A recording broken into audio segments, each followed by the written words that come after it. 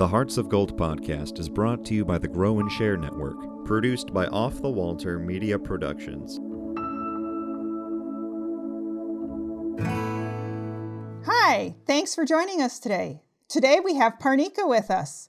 Parnika, can you tell us about your Girl Scout Gold Award project? So hi everyone, my name is Parnika. Thank you so much for the introduction. So I really love to dance. Both my mother and my grandmother are actually dance teachers. I've been learning since I was 4 years old, an Indian classical form of dance called Kathak. And so taking that's one of my greatest passions. I absolutely love dance. I wanted to explore the benefits of dance therapy. And so I live with all of my grandparents, and they go to our local senior center.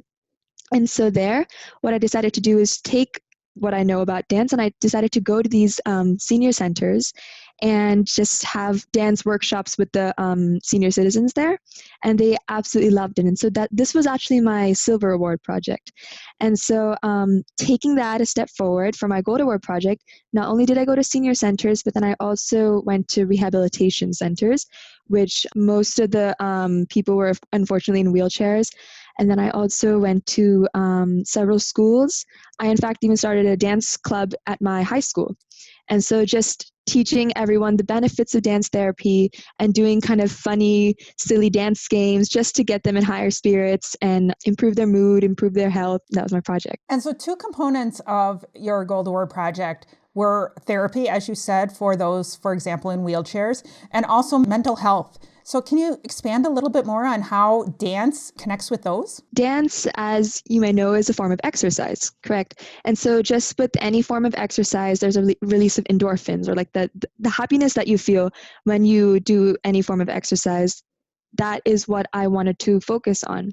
And I worked mainly with the senior citizens, and because many of them were constrained with what body parts they could move, I would try to do like certain dance moves that were kind of easy for everyone. So just like a shake of the hand like this, or like some disco moves, and I would incorporate their songs just to get them feeling happy, getting them pumped, excited.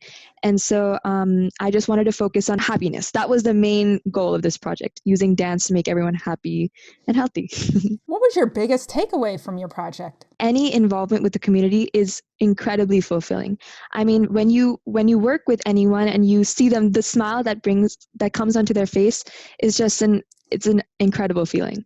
And so I hope to continue doing more projects and align my future work with trying to help our community in any way I can. And so I'm just glad that I was able to make whatever small impact I could with this Gold Award project, which I think is an incredible opportunity for girls like me to help our community. What was your biggest challenge during your project, and how did you overcome it? I actually held dance workshops at all the centers I went to. So like I said, senior centers, rehabilitation centers, and schools. And so when I first went and I started talking to them about what we would be doing in the upcoming sessions, people would start to look at me and they're like, what is this crazy young girl making us do these funny dance moves? Like what good's going to come of this? But after a couple of the dance sessions, they really started enjoying themselves. And I could see a visible difference in how they interacted with their friends, how they interacted with me. So I guess it was just getting people out of their comfort zone and making them realize something that they've never tried before can actually be something really beneficial to add into their daily routine, their lifestyle. Do you have a special memory from your project? I was very fortunate to be able to travel outside of the US, and so I had the opportunity to expand my Gold Award project to a city in India called Dehradun. And there's this dance school at which I did these dance workshops. And just being able to see this like global impact, I was also able to do a session in Kenya, in Africa. And so I think my special memory is just that I got to meet so many people from so many different backgrounds, yet something that tied us together was we found happiness with dancing together. So it's really nice working with so many people. So you mentioned that you enjoy working with your community, and you have a new project not Gold Award project, but a new project that you're working on. Can you tell us about that? Just like, I guess, 4 weeks ago, our school was shut down because of this COVID-19, the rapid spreading of the virus. And so I'm part of this club at school, Nanotechnology Club. And so taking kind of what we've been discussing in my club as well as what I've learned in school, I started researching this material called graphene. And so graphene is an allotrope of carbon, so like a different form of carbon. And it's like considered a super material for the amount of incredible properties it has. It's incredibly lightweight, it's transparent, it's very strong. I wanted to see if this material could function as a face mask. Now, if you can envision it, the graphite, what's in a pencil, one layer of that, so we're talking atomically thin, one layer of that is called graphene. And so, of course, it's not going to stand on its own. So I'm looking to seeing if it can be used as a coating for masks that cover all openings of the face for the prevention of the rapid spread of COVID-19. And so I'm just reaching out to professors and teachers, friends who may have resources or feedback for how to improve my project and see, can it be tested? And the reason it's so important for it to be tested is because graphene is pretty new. It's like research has only been started. It only started like 2004. And so there's not much that has been done on it. We don't know the effects on the skin when using graphene, and we don't know if it retains its properties, if functioned into a face mask, and if it undergoes a certain chemical procedure, nitrogen doping. That is what makes it function as a mask, because what I saw is that when nitrogen doping is utilized, it opens up these pores in graphene that allow oxygen through, but not the COVID-19 particles. So this is all just a theoretical idea, but it needs testing, and I really do hope that it can help our community soon. Well, it's just amazing that you were able to design something like that out of a material like most of us have never even heard of, right? I mean, it's just an idea. I do hope, though, it can turn into reality. So what other Girl Scout experiences have you had you'd like to share? Obviously, my Silver Award and Gold Award have been major experiences of the entire Girl Scout experience. But I think my favorite parts are not the adventures we go on, but more of just the times we spend together, my troop and I. And so when we do our little games, or when we share our stories or secrets or whatever, whenever we're doing these bonding events, I really find those special. I love World Thinking Day too, when you get to meet so many people. I absolutely love that, and then the exchange of pins. I think that's really cute, and it's nice. It's really great. So you mentioned Kenya and you mentioned India, and I understand that you really love traveling. What were your reasons for going to those places to begin with, and where else have you been? Okay, so the dance workshop that I did in Kenya, that unfortunately is not sustainable, unlike the ones in obviously the US and in India, because in Kenya, where I did it, they don't have access to technology.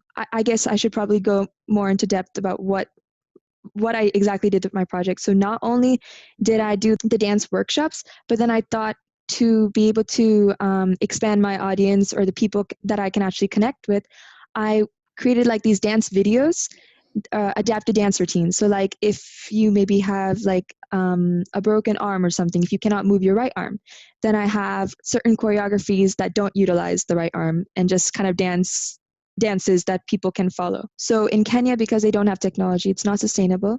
But I went there it was actually my 16th birthday that we got to travel there. But when we met a Maasai tribe, and so we exchanged our dances. It was really cool. They taught me some dances, I taught them some moves, and that was incredible. And then when I went to India, we go there every other year. It's like it's a trip that we always go to every other year. We always visit Dehradun, and so there we know of a dance school, and I thought it was a great opportunity for me to continue my project. Besides Kenya and India, I've done quite a bit of traveling. I'm very fortunate. My family has passed on the travel bug. We absolutely love traveling.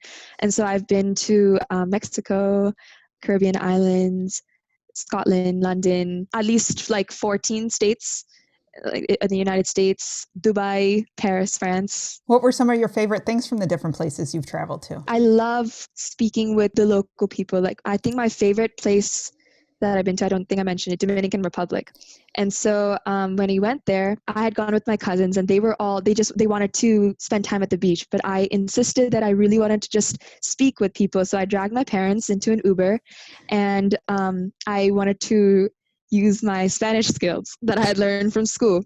And so our Uber driver, he was a native, and he actually did not know English. So I was able to use what I'd learned in school and communicate with him. And he actually then took us, I was like, just show us any beautiful place, please.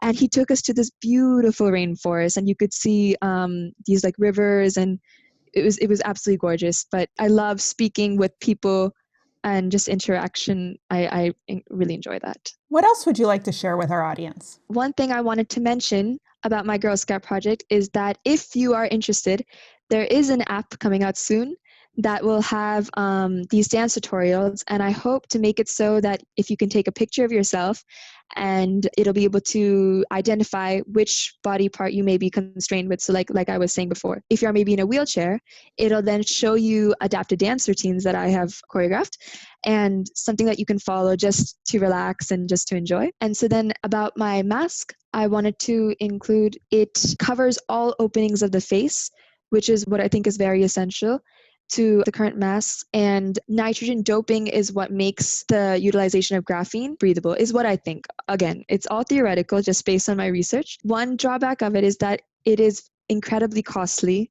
So I'm hoping to look into ways of perhaps manufacturing it or extracting it, which are cheaper, but I really do hope it can turn into reality with more research. How do you make your s'mores? I mean, the traditional way, roasting it and then putting it between chocolate and graham crackers, but I think the best way is to dip the roasted marshmallow in melted chocolate and then put it in between the graham crackers. It's really good. That sounds delicious. And I like my marshmallows really, really mushy, so they melt the chocolate. So that just makes it even better. Yeah. Well, thanks for joining us this week. Make sure to click subscribe so you always know when new episodes are released. Don't forget to check our blog for tips and tricks on your Girl Scout Gold Award project. And don't forget to power your passion and conquer your challenges. The Hearts of Gold podcast is brought to you by the Grow and Share Network, produced by Off the Walter Media Productions. Thank you for listening and spreading the word on what we do. If you want to share your story of how you earned your Gold Award, reach out and send an email to growandsshare@outlook.com. Be sure to listen to the newest episodes on your favorite podcast app, as well as view the full video episodes on youtube.com/Cheryl M. Robinson. That's youtube.com/Cheryl, the letter M, Robinson. Take care, and we'll see you next time.